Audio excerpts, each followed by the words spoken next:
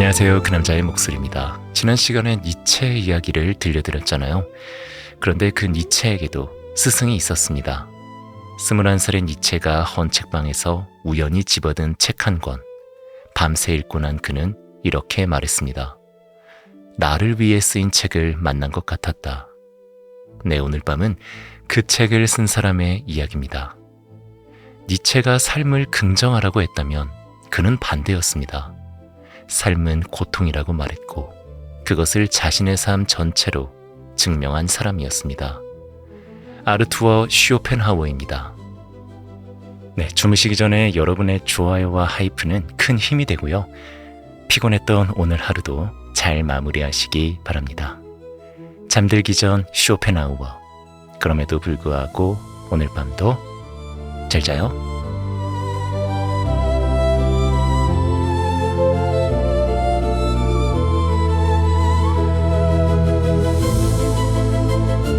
사랑받지 못한 아이. 1788년 2월 22일 독일의 항구 도시 단치히, 지금의 폴란드 그단스크에서 한 남자아이가 태어납니다. 이름은 아르투어 쇼펜하우어. 그가 태어난 집은 넓고 따뜻했습니다. 아버지 하인리히 프롤리스 쇼펜하우어는 성공한 상인이었고 당시 단치히에서 손꼽히는 부유한 가문이었습니다. 집안에는 좋은 가구들이 있었고 식탁 위에는 언제나 풍성한 음식이 올라왔습니다. 가난과는 거리가 먼 삶이었습니다. 하지만 아이는 자라면서 이상한 것을 느낍니다. 이 집에 무언가가 없다는 것을. 아버지 하인리히는 질서를 사랑하는 사람이었습니다. 그는 성실했고 냉철했으며 감정보다는 논리를 앞세우는 인물이었습니다. 그에게 삶이란 계획이었고 아들도 그 계획의 일부였습니다. 쇼펜하우어가 3살이 되던 해 아버지는 가족을 이끌고 함부르크로 이사합니다. 단치히가 프로이센에 합병될 위기에 처하자 자유도시 함부르크로 터전을 옮긴 것입니다. 그는 자유를 소중히 여겼습니다. 어떤 권력에도 종속되지 않겠다는 자존심이 있었습니다. 그리고 그 자존심은 아들에게도 같은 방식으로 전해졌습니다. 강해야 한다. 흔들리지 않아야 한다. 남에게 기대지 않아야 한다. 어린 쇼펜하우어는 그 말들을 들으며 자랐습니다. 하지만 아이에게 필요한 것은 그런 말이 아니었습니다. 아이에게 필요한 건 그냥 따뜻한 손 하나였는데. 그리고 어머니, 요한나 쇼펜하우어. 그녀는 아름답고 재능있고 사교적인 여성이었습니다. 사람들 속에서 빛나는 타입이었습니다.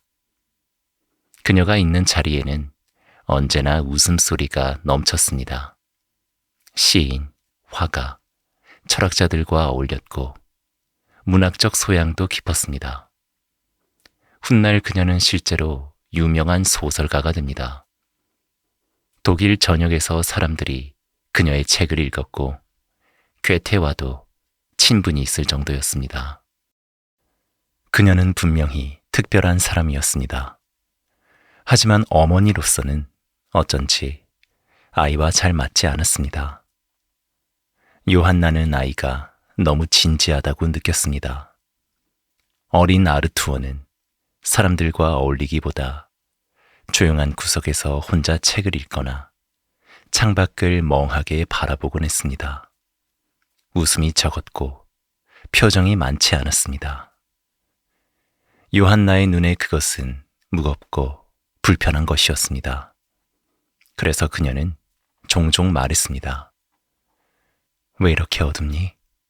왜 사람들과 어울리지 않는 거야? 아이는 그때마다 아무 말도 하지 않았습니다. 어떻게 설명할 수 있었을까요? 단지 세상이 그에게는 조금 다르게 보인다는 것을.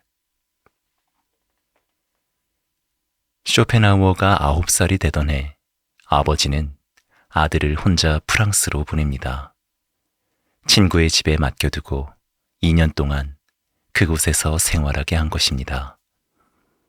그 시절 유럽 상류층에서는 아이를 외국에 보내 다국어와 세계를 경험하게 하는 것이 고급 교육의 방식이었습니다.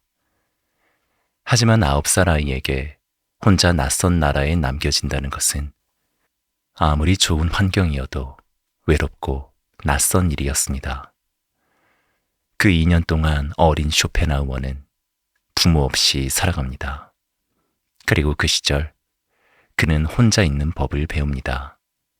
기대지 않는 법을, 필요로 하지 않는 법을, 혼자여도 괜찮다고 스스로에게 말하는 법을. 어쩌면 그 2년이 훗날 인간은 근본적으로 혼자다라고 말하는 철학자를 만든 가장 이른 시작이었는지도 모릅니다. 함부르크로 돌아온 뒤 그는 더 자란 얼굴이었습니다. 표정도 눈빛도. 아버지는 아들에게 꿈을 제시합니다. 너는 상인이 될 것이다. 나처럼 이 세상에서 자립하는 사람이 되어야 한다. 하지만 쇼펜하우어의 마음은 다른 곳에 있었습니다. 그는 인간이 궁금했습니다. 왜 사람들은 고통받는가? 왜 삶은 늘 무언가가 부족한 것처럼 느껴지는가? 왜 행복은 이토록 짧게 지나가는가? 그 질문들이 그의 머릿속을 떠나지 않았습니다. 하지만 15살 쇼펜하우어에게 그 질문들을 꺼낼 곳은 없었습니다. 아버지는 그런 말을 좋아하지 않았고 어머니는 바빴으며 친구는 많지 않았습니다. 그는 혼자 그 질문들을 마음속에 쌓아두었습니다. 그리고 그해 겨울 아버지의 상태가 이상해지기 시작합니다. 하인리히 쇼펜하우어는 점점 예민해졌습니다. 사업상 스트레스가 쌓였고 건강도 나빠졌습니다. 그는 말이 없어졌고 집안에는 무거운 공기가 흘렀습니다. 쇼펜하우어는 그것을 느꼈습니다. 무언가 잘못되어 가고 있다는 것을. 어른들이 말해주지 않아도 아이는 알 수 있습니다. 집안의 공기가 달라졌다는 것을.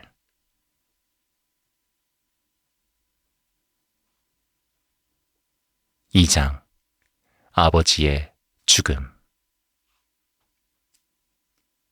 1805년 봄, 아르투어 쇼펜하우어는 17살이었습니다. 그 봄은 그의 삶에서 가장 긴 봄이 되었습니다. 4월의 어느 날 아버지 하인리히 쇼펜하우어가 창고 건물의 2층에서 숨진 채 발견됩니다. 공식적인 기록에는 사고사라고 적혔습니다. 하지만 당시 주변 사람들은 다른 이야기를 했습니다. 하인리히가 스스로 생을 마감했다는 것을. 그는 오랫동안 건강이 좋지 않았습니다.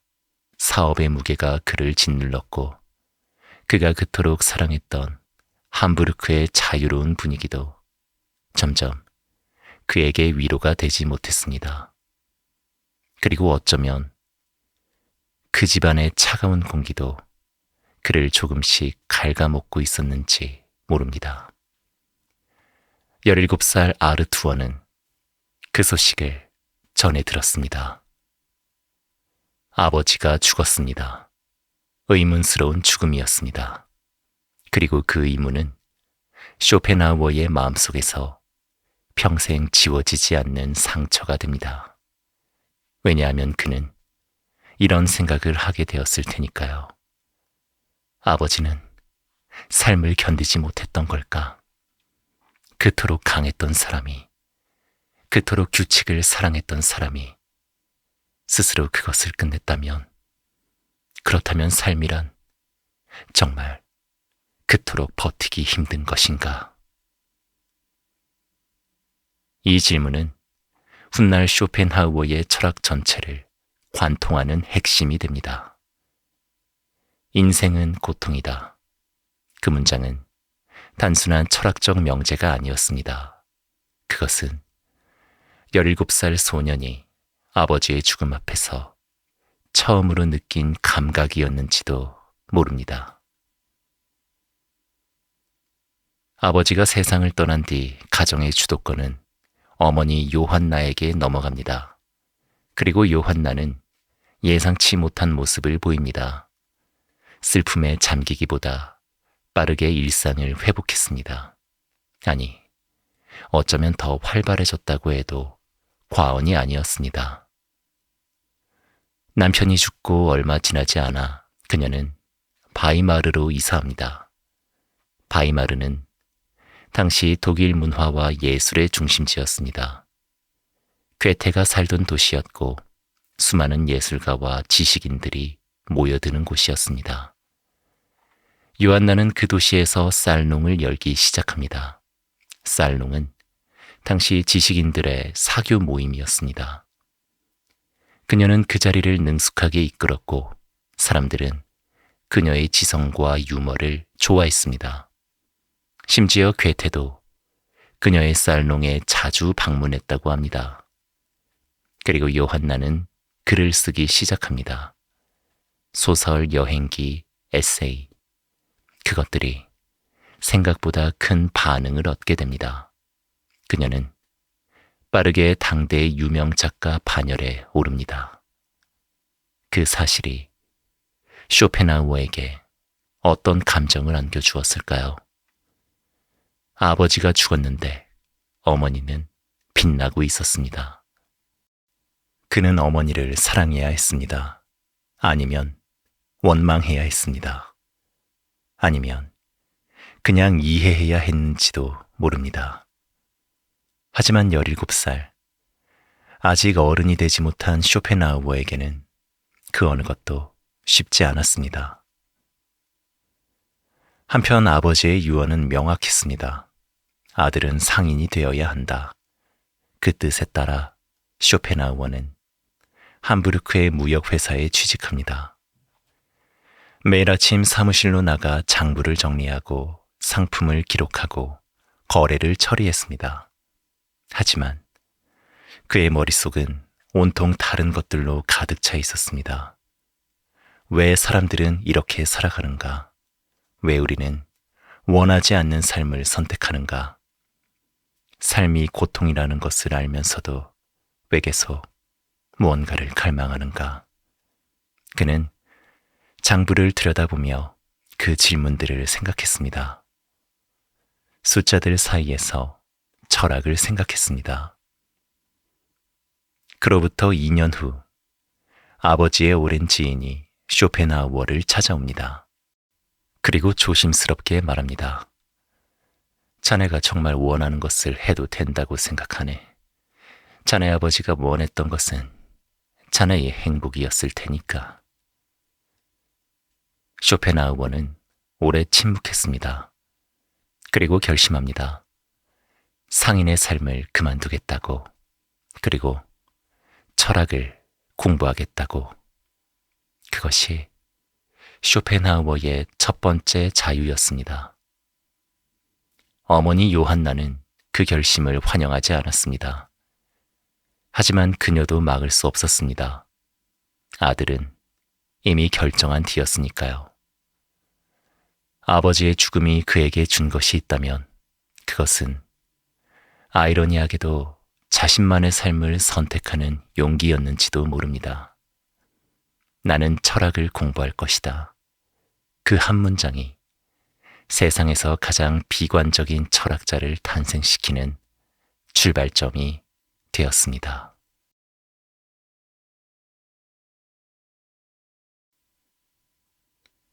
(3장) 어머니와의 전쟁. 대학교에 들어간 쇼펜하우어는 처음으로 자신의 세계를 발견합니다. 그는 괴팅겐 대학교에 입학하여 처음에는 의학을 공부했습니다. 인간의 몸을 이해하면 인간의 고통도 이해할 수 있을 거라 생각했습니다. 하지만 2년이 지나지 않아 그는 철학으로 전공을 바꿉니다. 몸이 아니라 마음이었습니다. 인간을 움직이는 것은 신체가 아니라 욕망, 감정, 의지였습니다. 그는 플라톤을 읽었고 칸트를 읽었고 그리고 인도 철학을 만납니다. 우파니샤드. 동양의 고대 철학서를 접한 쇼펜하우어는 충격을 받습니다. 서양의 철학과는 전혀 다른 방식으로 삶과 고통, 해탈을 이야기하는 그 철학이 그의 가슴 깊은 곳에 공명을 일으킨 것입니다. 그는 말합니다. 이 책은 내 삶의 위안이 되었고 내 죽음의 위안이 될 것이다. 그 동양의 지혜는 훗날 쇼펜하우어 철학의 뿌리 중 하나가 됩니다. 대학 시절 그는 베를린으로 옮겨 공부를 이어갑니다. 그리고 그곳에서 한 철학자의 강의를 듣게 됩니다. 요한 고틀리프 피테. 당시 독일 철학계의 스타였습니다. 하지만 쇼펜하우어는 그의 강의를 들으며 실망합니다. 말은 많은데 실체가 없다. 개념으로 개념을 설명하고 그 사이에 인간이 없다. 그 시절부터 쇼펜하우어는 독자적인 생각을 키워갑니다. 그리고 그 생각들이 조금씩 자라나던 그 무렵 어머니와의 갈등이 폭발합니다. 어머니 요한나의 바이마르 살롱은 날로 번성했습니다. 그녀의 집에는 매주 지식인들이 드나들었고 괴테는 그녀와 깊은 친분을 유지했습니다. 사람들은 그녀를 바이마르의 여주인이라 불렀습니다. 하지만 아들이 어머니를 방문할 때면 그 화려한 분위기 속에서 쇼펜하우어는 언제나 불편했습니다. 가벼운 농담들, 체면을 위한 칭찬들, 실제로 아무것도 말하지 않는 대화들, 그는 그것을 견디지 못했습니다. 그리고 그의 어머니는 그런 아들이 불편했습니다. 1813년 쇼펜하우어는 박사 논문을 완성합니다. 제목은 충분 이유율의 네 겹의 뿌리에 대하여. 그의 첫 번째 진지한 철학적 작업이었습니다. 그 논문 안에는 훗날 그의 모든 철학을 떠받치게 될 사상의 씨앗이 담겨 있었습니다. 인간은 이성으로만 세상을 볼 수 없다. 그 안에는 언제나 맹목적 의지가 있다. 그는 논문 한 부를 어머니에게도 보냅니다. 어쩌면 인정받고 싶었던 것인지도 모릅니다. 어머니의 답장은 짧았습니다. 약사들한테나 어울릴 것 같구나. 쇼펜하우어는 그 답장을 한동안 바라봤습니다. 그리고 천천히 펜을 들어 답장을 씁니다. 나의 이 작품은 어머니의 소설들이 모두 잊혀진 뒤에도 읽힐 것입니다. 그것은 분노였습니다.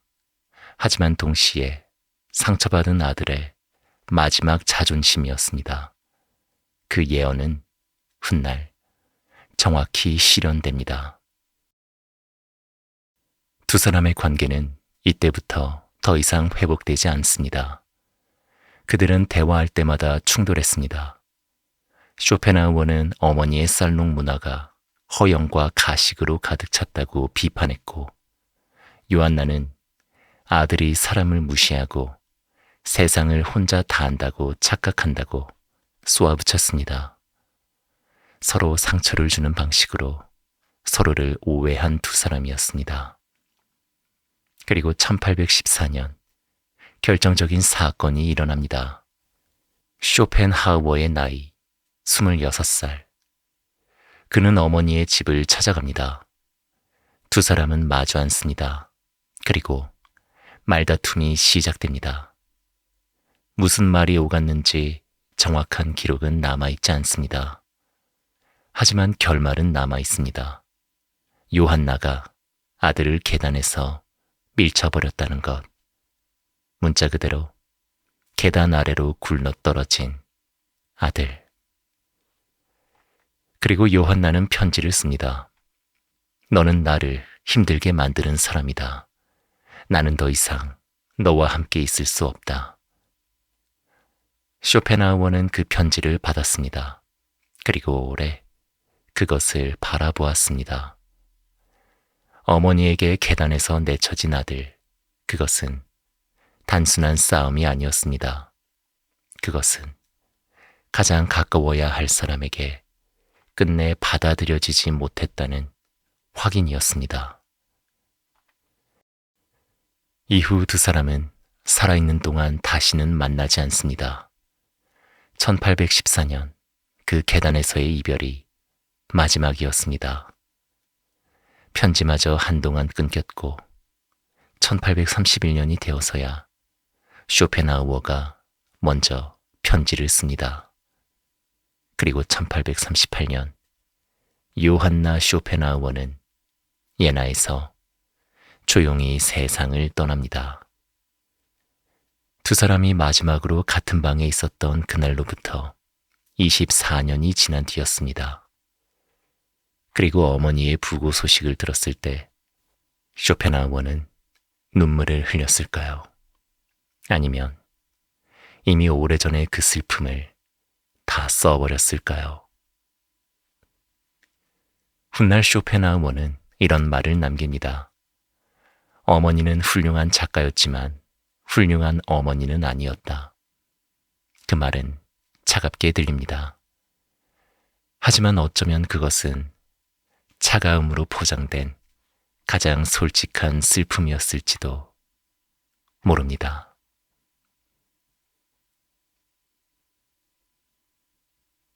사장, 빈 강의실과 헤겔. 어머니와의 마지막 만남으로부터 4년이 흘렀습니다. 1818년, 쇼펜하우어는 30살이었습니다. 그 4년 동안 그는 오직 글을 썼습니다. 아무도 없는 방에서 아무도 묻지 않는 질문들을 향해 홀로 써내려갔습니다. 그리고 마침내 그 책이 출판됩니다. 제목, 의지와 표상으로서의 세계. 그것은 쇼펜하우어가 세상에 내놓은 가장 거대한 생각이었습니다. 인간의 삶을 이끄는 것은 이성이 아니라 의지다. 그 의지는 맹목적이고 끝이 없으며 결코 완전히 만족될 수 없다. 그래서 인간은 근본적으로 고통 속에 있다. 욕망이 충족되면 권태가 오고 권태가 지나면 또 다른 욕망이 생긴다. 인생이란 욕망과 권태 사이에 흔들리는 시계추 같은 것이다. 쇼펜하우어는 이 책이 세상을 뒤흔들 것이라 믿었습니다. 그것은 자신감이 아니라 확신이었습니다. 이 책 속에 담긴 생각들이 얼마나 깊고 진실한 것인지를 그 자신은 분명히 알고 있었으니까요. 하지만 책은 팔리지 않았습니다. 출판된 지 몇 년이 지나도 아무도 읽지 않았습니다. 서점에 반품된 책들이 쌓였습니다. 출판사는 실망했고 비평가들은 무시했으며 학계는 침묵했습니다. 쇼펜하우어는 그 침묵을 마주했습니다. 그리고 결심합니다. 직접 대학에서 강의를 해야겠다고. 자신의 생각이 세상에 전달되기 위해서. 1820년 베를린 대학교. 쇼펜하우어는 그곳에서 강의 신청을 합니다. 그리고 한 가지 놀라운 결정을 내립니다. 당시 베를린 대학교에는 이미 한 철학자가 있었습니다. 게오르크 비렐름 프리드리히 헤겔. 당시 독일 최고의 철학자였습니다. 학생들은 헤겔의 강의를 들으러 몰려왔고 그의 이름은 전 유럽에 울려 퍼졌습니다. 헤겔의 철학은 낙관적이었습니다. 역사는 발전하고 이성은 세상을 더 좋은 곳으로 이끌며 인간의 정신은 절대적 자유를 향해 나아간다.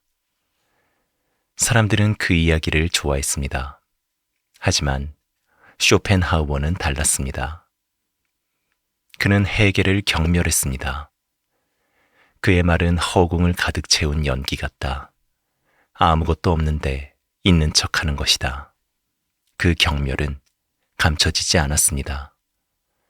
쇼펜하우어는 공개적으로 헤겔을 비판했습니다. 그리고 헤겔과 같은 시간에 강의를 배정합니다. 정면 승부였습니다. 강의가 시작되는 날, 쇼펜하우어는 강의실 앞에서 기다립니다. 학생들이 들어옵니다. 하나, 둘, 셋. 그리고 더 이상 오지 않았습니다. 나머지 학생들은 모두 헤겔의 강의실로 향했습니다. 쇼펜하우어의 강의실은 텅 비어 있었습니다. 그는 빈 의자들 앞에 서 있었습니다. 아무도 없는 강의실에서 그 순간 그는 무슨 생각을 했을까요? 어머니의 말이 떠올랐을까요? 이런 걸 읽을 사람이 있을까? 아니면 더 오래된 기억, 프랑스에 혼자 남겨졌던 9살의 겨울, 가장 가까운 사람들에게조차 이해받지 못했던 그 긴 세월들. 어쩌면 그 빈 강의실은 그의 삶 전체를 압축해 놓은 장면이었는지도 모릅니다. 쇼펜하우어는 강의를 몇 번 더 시도합니다. 하지만 결과는 달라지지 않았습니다. 결국 그는 강단을 떠납니다. 그리고 다시는 대학 강의를 하지 않습니다. 세상이 그를 원하지 않는다면 그도 세상을 원하지 않겠다고 그는 혼자의 삶으로 돌아갑니다.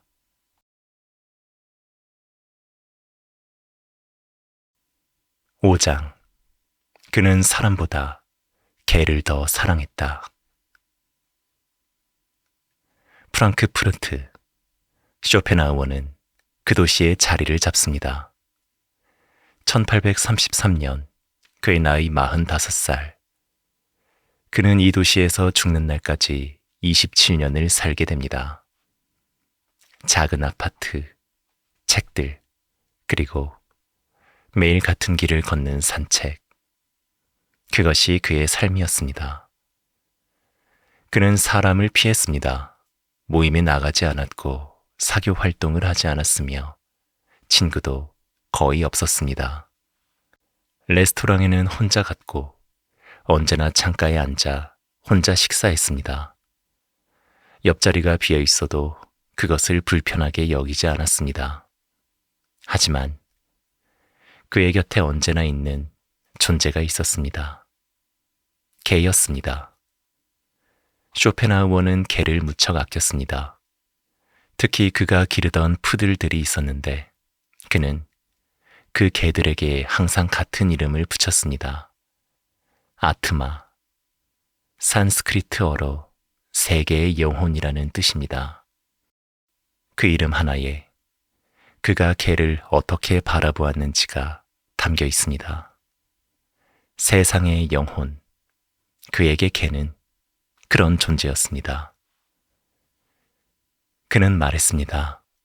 개는 거짓말하지 않는다. 개는 배신하지 않는다. 개는 자신의 욕망을 감추지 않는다. 인간은 웃으면서 상처를 주지만 개는 짖을 때만 짖는다. 그것은 유머처럼 들리지만 깊이 들으면 그 안에 얼마나 많은 인간에 대한 실망이 쌓여 있는지 느껴집니다. 그는 사람에게 너무 많이 실망해 왔습니다. 아버지에게, 어머니에게, 학계에, 세상에. 그래서 그는 인간보다 솔직한 존재를 더 사랑하게 된 것인지도 모릅니다. 그 시절 쇼펜하우어는 계속 글을 씁니다. 아무도 읽지 않아도, 아무도 반응하지 않아도 그는 멈추지 않았습니다. 1844년 그는 의지와 표상으로서의 세계의 증보판을 출판합니다. 처음 책을 낸 지 26년 만이었습니다. 여전히 세상은 조용했습니다. 그러나 그는 이미 세상의 반응에 흔들리지 않는 법을 알고 있었습니다. 진실은 처음에 무시당하고 다음에 반박당하고 마지막에서야 당연한 것으로 받아들여진다. 쇼펜하우어는 그 과정을 알고 있었습니다. 자신이 그 첫 번째 단계에 있다는 것도. 그의 하루는 단순했습니다. 오전에는 글을 썼습니다. 오후에는 플룻을 연주했습니다. 그렇습니다. 쇼펜하우어는 음악을 깊이 사랑했습니다. 그는 철학에서 예술을 논할 때 음악을 최고의 자리에 놓았습니다.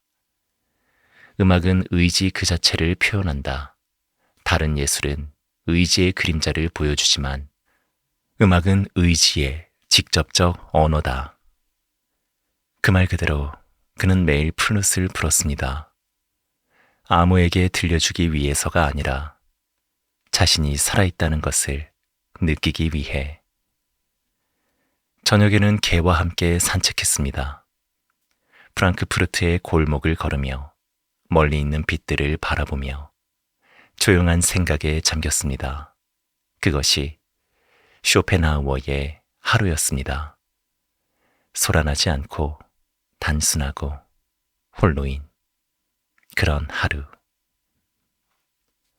사람들은 그런 글을 보며 말했습니다. 저 사람은 괴팍하다. 저 사람은 냉정하다. 저 사람은 사람을 싫어한다.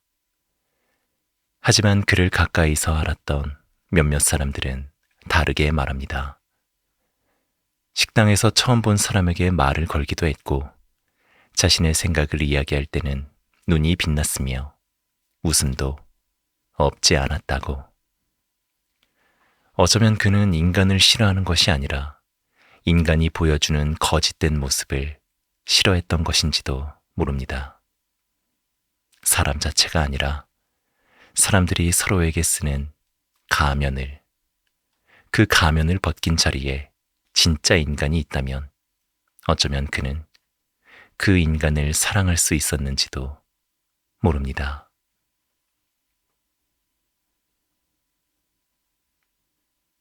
(6장) 너무 늦게 찾아온 인정. 1851년 쇼펜하우어의 나이 63살. 그의 그는 한 권의 책을 출판합니다. 부록과 보유, 방대한 에세이 모음집이었습니다. 그 전까지의 책들과 달리 이 책은 읽기 쉬웠습니다.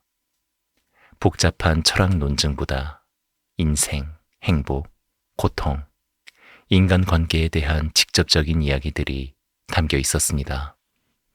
그리고 이번에는 달랐습니다. 영국의 한 철학자가 이 책을 읽고 짧은 서평을 씁니다. 독일에는 오랫동안 무시당해온 천재 철학자가 있다. 그 서평이 퍼집니다. 그리고 마침 댐이 무너지듯 사람들이 쇼펜하우어를 읽기 시작합니다. 젊은 예술가들이 읽었습니다. 외로운 밤을 보내는 사람들이 읽었습니다. 삶에 지쳐 의미를 찾는 이들이 읽었습니다. 그들은 그의 문장 속에서 자신을 발견했습니다. 그래, 내가 이상한 게 아니었구나. 삶이 고통이란 걸 느끼는 것이 나만이 아니었구나. 쇼펜하우어의 문장은 외로운 사람들의 언어가 됩니다. 세상의 반응은 빠르게 달라졌습니다. 신문에서 그의 이름이 언급되고 젊은 학자들이 그의 글을 연구하기 시작했습니다. 사람들이 프랑크푸르트로 찾아왔습니다. 그 작은 아파트에 이제 방문객들이 드나들었습니다. 화가들이 그의 초상화를 그렸습니다. 그는 일약에 독일에서 가장 유명한 철학자가 됩니다. 역설적이게도 헤겔과 강희실을 두고 정면 승부를 벌였을 때가 아니라 혼자 아파트에서 조용히 살고 있을 때. 하지만 쇼펜하우어는 그렇게 기뻐하지 않았습니다. 누군가 물었습니다. 이렇게 유명해지셨으니 행복하십니까? 그는 잠시 생각하더니 말합니다. 행복은 고통이 잠시 멈춘 상태일 뿐이다. 그리고 덧붙입니다. 나는 지금 그 상태인지도 모른다. 하지만 그것이 영원하지 않다는 것은 내가 누구보다 잘 알고 있다. 그는 이미 너무 오랫동안 혼자 살아온 사람이었습니다. 인정은 찾아왔지만 그와 함께했던 외로운 세월은 사라지지 않습니다.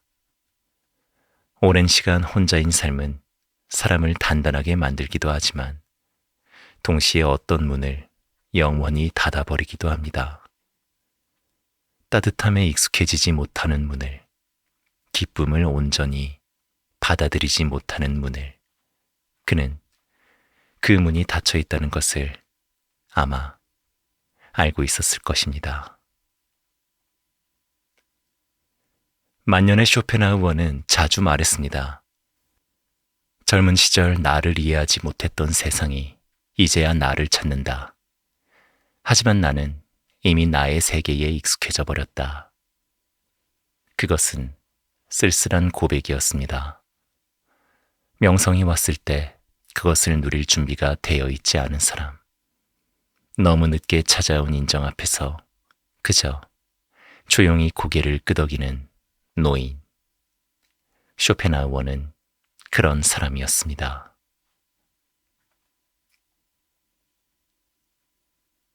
7장 외로운 사람들의 철학자.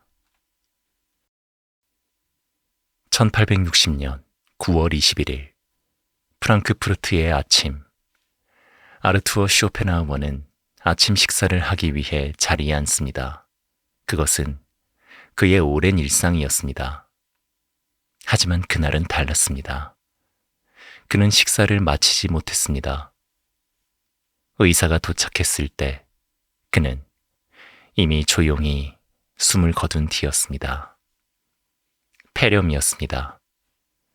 향년 72살. 곁에는 그의 개가 있었습니다. 화려하지 않은 마지막이었습니다. 마치 그의 삶 전체처럼 큰 소란 없이 조용히 그답게. 그가 세상을 떠난 뒤 사람들은 그의 집을 정리하며 책상 서랍에서 메모 한 장을 발견합니다. 그것이 어떤 내용이었는지는 알 수 없습니다. 하지만 그의 마지막 생각이 그 서랍 속에 조용히 접혀 있었다는 사실만으로도 그가 어떤 사람이었는지 느껴집니다.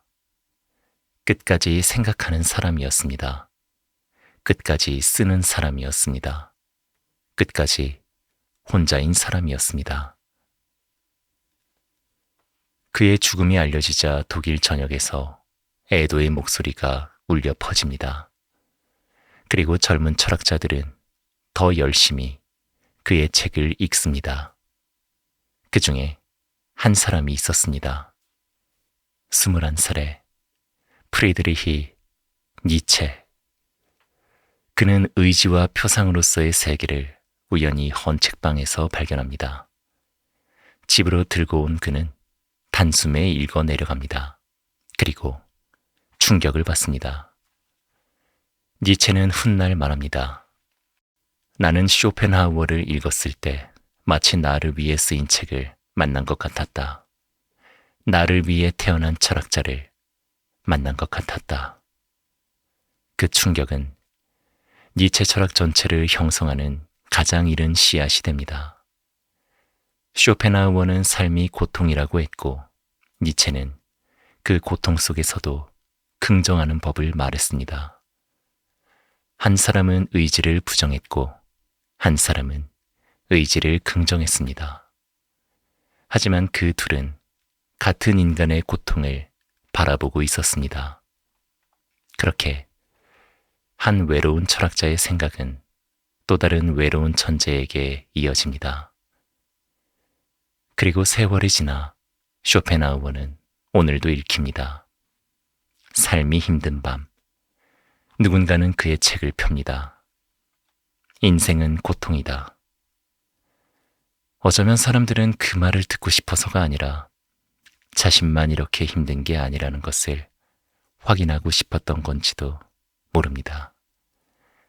외로운 사람들이 그보다 더 외로운 철학자에게서 위로를 찾는 것처럼. 쇼펜하우어의 삶을 돌아보면 그는 사랑받지 못한 아이였고 아버지를 의문스럽게 잃은 소년이었으며 어머니에게 내쫓긴 청년이었습니다.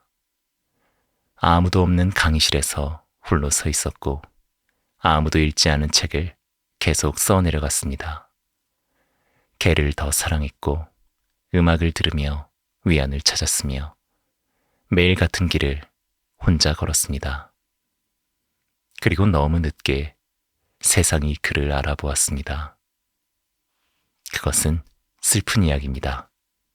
하지만 동시에 그것은 이상하게 용기를 주는 이야기이기도 합니다.